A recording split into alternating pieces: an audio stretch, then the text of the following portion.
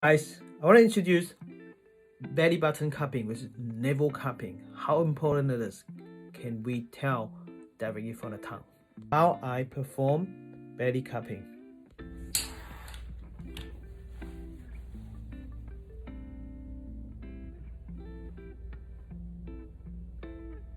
Yep. So in this tongue you see before and after. As you can see, a lot of coating out here and much less over here. Just right after cupping. No other technique.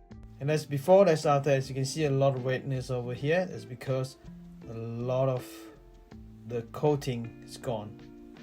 Over here, you see, that's right after cupping. And there's more, even more obvious. As you can see here, it's gone right after cupping. Just 5 to 10 minutes cupping. Look at that. See that? That's amazing, right? So cupping get rid of the dampness as well as the coldness. If you want to learn more, come and join my workshop.